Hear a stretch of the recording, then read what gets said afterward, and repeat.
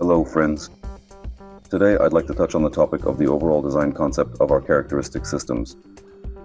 In other words, I'll talk a bit about what everything consists of and why certain open solutions were chosen when combining and designing our systems. When we were selecting speakers for our system, we started from what we already had. It's very important not to interfere with that realistic presentation which a dipole or an open baffle is basically capable of delivering. In other words, it was extremely important to preserve this. To convey this realistic sound as accurately as possible, more precisely, to deliver that realism inherent, as I keep repeating, to systems with an open acoustic baffle. And in our case, the level of demands was very high. As someone who has worked with sound processing, mixing, and sometimes mastering from time to time, I personally understood very well. It was really important for me to ensure that the playback level truly matched the approach we were aiming to convey through these systems. That's why, of course, we originally started with a 15-inch bass driver, because to get bass you either need a short excursion and a smaller driver size, which you can choose, or a large diameter, with a small excursion but a large diameter and high sensitivity. It only needs a little wattage, and in our case, with two-way passive systems, this works very, very well. Why is the size so important? Again, why 15 inches? When we're dealing with a dipole with an open baffle, specifically with open baffle, it's not so much about how deep the bass goes, but about its scale, its caliber. In other words, the bigger your driver, the larger its caliber. Well, actually, it's not just about the bass. When we first started experimenting with open buffalo, the first difference compared to a traditional box-type speaker system was apparent. It was that we heard, yes, the bass was different. The main distinction was that the instruments, when played through a box-type speaker system, sounded noticeably small and somewhat limited. This effect gave the impression that the instruments were present and loud enough, but the sound itself seemed to lack the openness and natural spaciousness that would allow each instrument to be heard more clearly. And there was plenty of bass, but their size was small. In contrast, again, with an open baffle, the instruments are literally life-sized, and they get even bigger as you turn up the volume.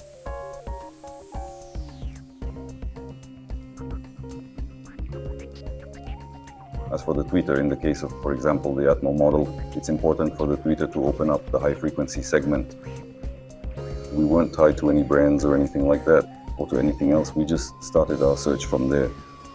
The component that would reproduce this high-frequency range needed to have as much headroom as possible, both in terms of overload and power. Basically, when you have a lot of headroom, you have plenty of breathing space between, let's say, the maximum loads and the average signal level you usually listen to. So it just sounds even a little less forced. So we needed a tweeter that could handle this without introducing distortion, to put it simply, withstanding high loads, quite a lot of volume, and for a long enough period of time. Then your high frequency range would essentially be considered or will become, let's say, unmatched in terms of transmission and clarity. In our case, it's silk. Well, there's not much to explain here. It's a very natural, organic material. It sounds good and pleasant to the ears. The magnetic system of these devices, the drivers, is also very important.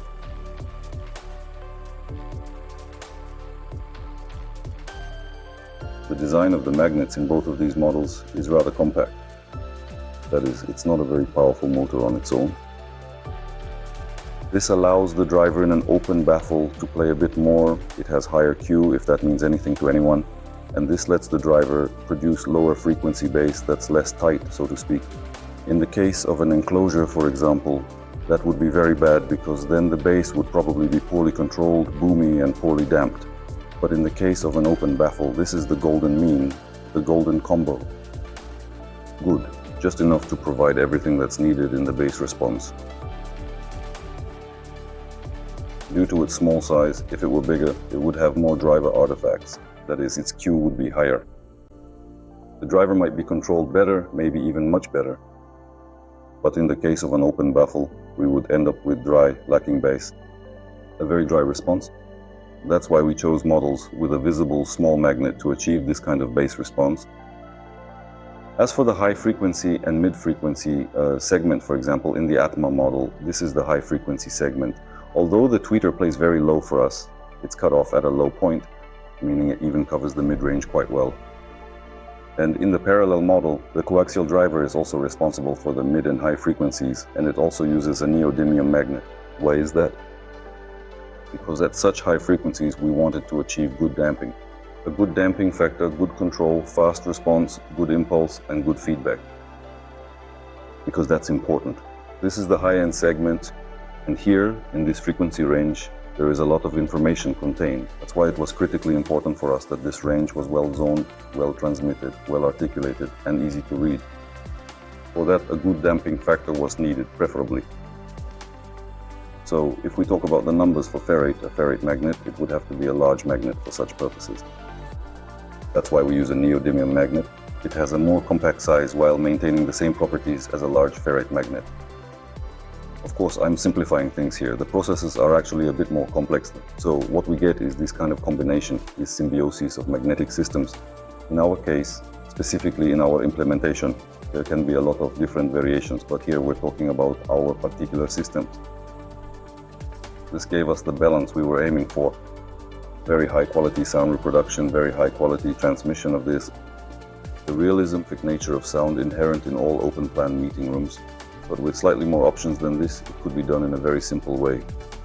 Many people think that it is very easy to do. It's really not that difficult. The only question is what we put there, how and why. And thanks to this design, thanks to this solution that we arrived at through experimentation, we ended up with exactly what we were looking for. This same purist approach essentially is what we used in the development of the wiring layout, in the design concept of the wiring itself, the internal wiring, the drivers and elements are connected to each other. What I would like to highlight separately is that we do not use soldering. There is no soldering in our system. Yes, we use crimping everywhere with heat shrink crimps. An interesting experiment that we conducted at the very beginning, right at the start of our development stages, when we used a particular piece of wire. Now, I won't name the manufacturer here for obvious reasons. Nothing coated with tin, that is, tinned copper, was involved in this case. It was just plain ordinary copper wire with no additional coating or special treatment applied to it whatsoever. And we literally connected a coaxial speaker with a dedicated bass driver using two relatively short wires, each about this size, with tin coating on copper. And we discovered a completely different sound picture as a result, just from these two small elements, the tin solder points. I know there is silver solder, I know we all understand that, but the point is this. The point is that even small, extremely tiny changes, coatings with other metals on top, actually give a completely different sense of current flow. If I can put it that way, for example, the tin gave such a truly fascinating and interesting effect. It really impressed us with a kind of drunken sound, almost as if the material itself was swaying. Everything seemed to flow a little. It was very interesting, but it wasn't what we were originally aiming for, so we set it aside. We didn't solder anything, because every small connector we used and applied gave us an audible difference in what was happening. That's why we decided to keep things to a minimum, or as minimal as possible. We tried to interfere with the signal path as little as possible, only where it was absolutely necessary. But of course, for example, we used rhodium over copper in some connectors. I've already mentioned this in our speakers, and naturally, it also gave its own kind of signature, a sonic signature, on top of everything. But what I'm trying to say is that even this had a gradually increasing influence little by little. So all these connectors, terminals, and so on. A solder joint would have added something else, something you really wouldn't want. You can actually hear all of this in the sound, especially when you listen for hours. Of course, this is a kind of specific professional bias, but that's how it works. So that in the end, a person who loves audio, who wants to get our system or any other, can actually get it. In the end, the most balanced, the best possible result that the engineer who created this product intended for it.